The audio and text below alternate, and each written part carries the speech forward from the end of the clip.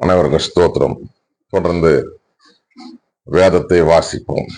ஆதியாகம புஸ்தகம் 3ஆம் பகுதி, தொடக்க நூல் 3. ஆண்டவராகிய கடவுள் உருவாக்கிய காட்டு விலங்குகள் எல்லாம் பாம்பு மிகவும் சூழ்ச்சி மிக்கதாக இருந்தது. அது பெண்ணிடம், கடவுள் உங்களிடம் தோட்டத்தில் உள்ள எல்லா மரங்களில் இருந்தும் உண்ணக்கூடாது என்றது உண்மையா என கேட்டது. பெண் பாம்பிடம், தோட்டத்தில் இருக்கும் மரங்களின் பழங்களை நாங்கள் உண்ணலாம், ஆனால் தோட்டத்தின் நடுவில் உள்ள மரத்தின் கனியை மட்டும் நீங்கள் உண்ணக்கூடாது, அதை தொடவும் கூடாது, மீறினால் நீங்கள் சாவீர்கள் என்று கடவுள் சொன்னார் என்றாள். பாம்பு பெண்ணிடம், நீங்கள் சாகவே மாட்டீர்கள், ஏனெனில் நீங்கள் அதிலிருந்து உண்ணும் நாளில் உங்கள் கண்கள் திறக்கப்படும், நீங்கள் கடவுளைப் போல் நன்மை தீமையை அறிவீர்கள் என்பது கடவுளுக்கு தெரியும் என்றது.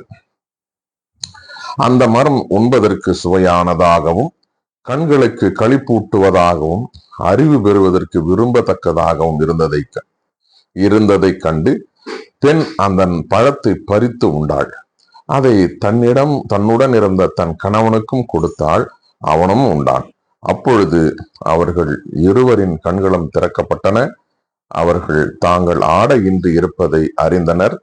ஆகவே அத்தி இலைகளை தைத்து தங்களுக்கு ஆடைகளை செய்து கொண்டனர்.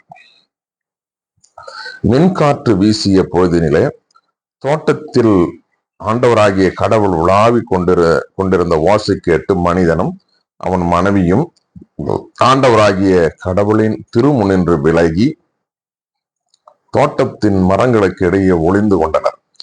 ஆண்டவராகிய கடவுள் மனிதனை கூப்பிட்டு, நீ எங்கே இருக்கிறாய் என்று கேட்டார்.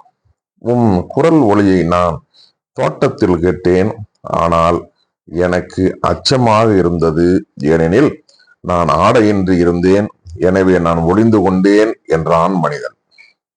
நீ ஆடையின்றி இருக்கின்றாய் என்று உனக்கு சொன்னது யார்? நீ உண்ணக்கூடாது என்று நான் விலக்கிய மரத்திலிருந்து நீ உண்டாயோ என்று கேட்டார். அப்பொழுது அவன், என்னுடன் இருக்கும்படி நீர் தந்த அந்த பெண் மரத்தின் கனியை எடுக்க கொடுத்தாள், நானும் உண்டேன் என்றான். ஆண்டவராகிய கடவுள், நீ ஏன் இவ்வாறு செய்தாய் என்று பெண்ணை கேட்க, அதற்கு பெண், பாம்பு என்னை ஏமாற்றியது, நானும் உண்டேன் என்றாள். கடவுளின் தீர்ப்பும் வாக்குறுதியும். ஆண்டவராகிய கடவுள் பாம்பிடம், நீ இவ்வாறு செய்ததால் கால்நடைகள், காட்டு விலங்குகள் அனைத்திலும் சபிக்கப்பட்டிருப்பாய், உன் வயிற்றினால் ஊர்ந்து உன் வாழ்நாளெல்லாம் புழுதியை தின்பாய். உனக்கும் பெண்ணுக்கும் உன் வித்துக்கும் அவள் வித்துக்கும் பகையை உண்டாக்குவேன், அவள் வித்து உன் தலையை காயப்படுத்தும், நீ அதன் குதிகாலை காயப்படுத்துவாய் என்றார். அவர் பெண்ணிடம், உன் மகப்பேற்றின் வேதனையை மிகுதியாக்குவேன், வேதனையில் நீ குழந்தைகள் பெறுவாய், ஆயினும் உன் கணவன் மேல் நீ வேட்கை கொள்வாய், அவனோ உன்னை ஆழ்வான் என்றார். அவர் மனிதனிடம், உன் மனைவியின் சொல்லை கேட்டு உண்ணக்கூடாது என்று நான் கட்டளையிட்டு விலக்கிய மரத்திலிருந்து நீ உண்டதால் உன் பொருட்டு நிலம் சபிக்கப்பட்டுள்ளது, உன் வாழ்நாளெல்லாம் வருந்தி அதன் பயனை உழைத்து உண்பாய். முட்செடியையும் முட்புதரையும் உனக்கு அது முளைப்பிக்கும், வயல்வெளி பயிர்களை நீ உண்பாய். நீ மண்ணிலிருந்து உருவாக்கப்பட்டதால் அதற்கு திரும்பும் வரை நெற்றி வீர்வை நிலத்தில் விழ உழைத்து உன் உணவை உண்பாய், நீ மண்ணாய் இருக்கிறாய், மண்ணுக்கே திரும்புவாய் என்றார். மனிதன் தன் மனைவிக்கு ஏவாள் என்று பெயரிட்டான், ஏனெனில் உயிருள்ளோர் எல்லோருக்கும் அவளே தாய். ஆண்டவராகிய கடவுள் மனிதனுக்கும் அவன் மனைவிக்கும் தோல் ஆடைகள் செய்து அவர்கள் அணிய செய்தார். பின்பு ஆண்டவராகிய கடவுள், மனிதன் இப்பொழுது நம்முள் ஒருவர் போல் நன்மை தீமை அறிந்தவன் ஆகிவிட்டான், இனி அவன் என்றென்றும் வாழ்வதற்காக வாழ்வின் மரத்திலிருந்தும் பறித்து உண்ண கையை நீட்டிவிடக் கூடாது என்றார்.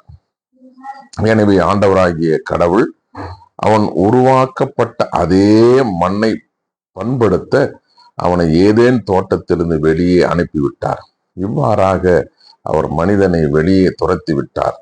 ஏதேன் தோட்டத்திற்கு கிழக்கே வாழ்வின் மரத்திற்கு செல்லும் வழியை காப்பதற்கு கேருவுகளையும் சுற்றி சுழலும் சுடர் வாளையும் வைத்தார்.